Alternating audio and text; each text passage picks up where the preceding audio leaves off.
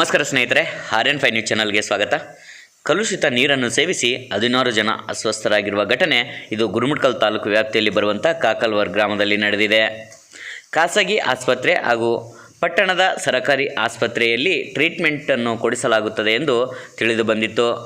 ಸ್ಥಳಕ್ಕೆ ಈ ಒಂದು ಘಟನೆಯನ್ನು ಕಂಡು ಸ್ಥಳಕ್ಕೆ ಬಂದಂಥ ರಾಜ್ಯ ಮಹಿಳಾ ಘಟಕದ ಕಾರ್ಯದರ್ಶಿಗಳಾಗಿರುವಂಥ ಲಲಿತಾ ನಪ್ಪೂರ್ ಅವರು ಸ್ಥಳಕ್ಕೆ ಭೇಟಿ ಕೊಟ್ಟು ಅವರ ಆರೋಗ್ಯವನ್ನು ವಿಚಾರಣೆ ಮಾಡಿದರು.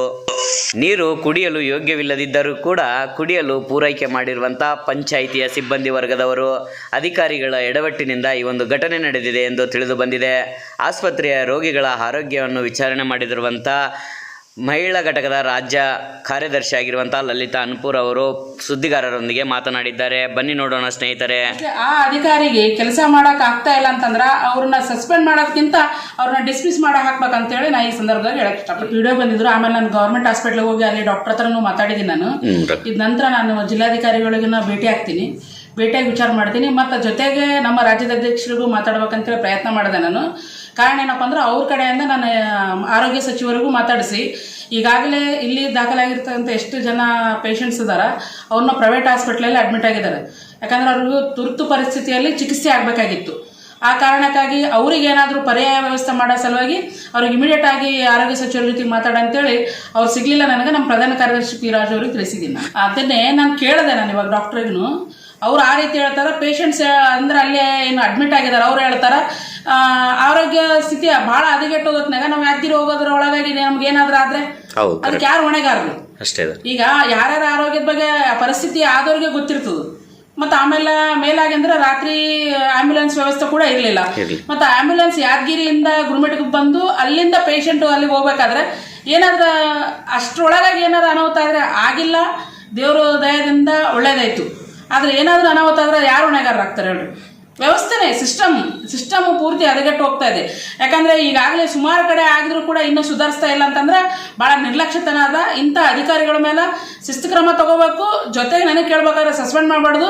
ಒಂದಿಬ್ರು ಮೂವರನ್ನ ನೌಕರಿಯಿಂದ ವಜಾಗೊಳಿಸಿದಾಗ ಮಾತ್ರ ಇದು ಸುಧಾರಣೆ ಆಗ್ತದೆ. ಮತ್ತೆ ಕಾಣಿಸ್ಕೊಳ್ತಾ ಇದೆಯಲ್ಲಕ್ಕ. ಆದ್ರೂ ಕೂಡ ಇವಾಗ ಕಾಕ್ಲರ್ಗೆ ನೀವು ಮತ್ತೆ ನಾವು ವಿಸಿಟ್ ಕೊಟ್ಟಾಗ ಸದ್ಯದಲ್ಲಿ ಬ್ಯಾಟಿಗಳನ್ನು ಕಟ್ ಮಾಡೋದಾಗಿರ್ಬೋದು, ಹಾಗೆ ತರ ಅಲ್ಲಿ ಮಟನ್ ಅದು ಕಟ್ ಮಾಡೋದು ಅದು ಕಂಟಿನ್ಯೂ ನಡೀತಾ ಇದೆ.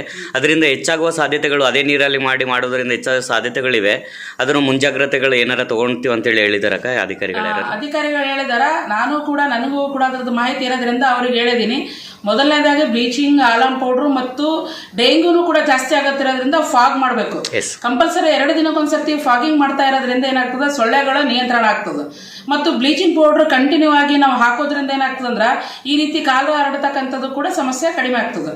ಹಾಗಾಗಿ ಅದ್ರ ಬಗ್ಗೆ ಎಚ್ಚರ ವಹಿಸಿರಂತ ಇವರು ಚಪ್ಪಟ್ಲಾಗಿರ್ತಕ್ಕಂಥ PDO ಅವ್ರನ್ನ ಇವಾಗ ಕಾಕಲ್ವಾರಕ್ಕೆ ನೇಮಿಸಿದಾರ.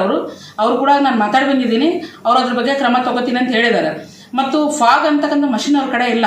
9 ವರ್ಷ ಆಯ್ತಾಗ ನಾವು ಅದೇ ಪಂಚಾಯತಿಗೆ ಬರೋದ ಕಾರಣ 9 ವರ್ಷದಿಂದ ಫಾಗನ್ನ ಎಲ್ಲಿ ಪಂಚಾಯತ್ ಬರುವಂತ 5 ವಿಲೇಜ್ ಅಲ್ಲಿ ಎಲ್ಲಿ ನೋಡೋದಿಲ್ಲ.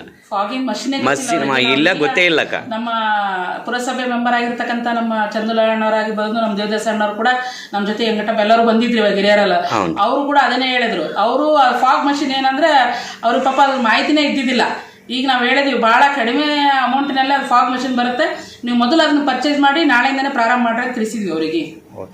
ಅದು ಆಯಿತು ಅಂದ್ರೆ ನಾವು ಸೊಳ್ಳೆಯನ್ನು ಬಹಳ ನಿಯಂತ್ರಣ ಮಾಡ್ಬೋದು. ಇನ್ಕ್ಲೂಡಿಂಗ್ ಯಾದಗಿರಿಯ ಇದು ಗುರುಮಠಕಲ್ನ ಪುರಸಭೆ ಏನು ಕಮಿಷನರ್ ಅದಾರ, ಅವರು ಕೂಡ ಗುರುಮಠಕಲ್ ಕೂಡ ಫಾಗಿಂಗ್ ಮಾಡ್ಬೇಕಂತ ಈ ಸಂದರ್ಭದಲ್ಲಿ ಹೇಳಕ್ ಇಷ್ಟಪಡ್ತೀನಿ.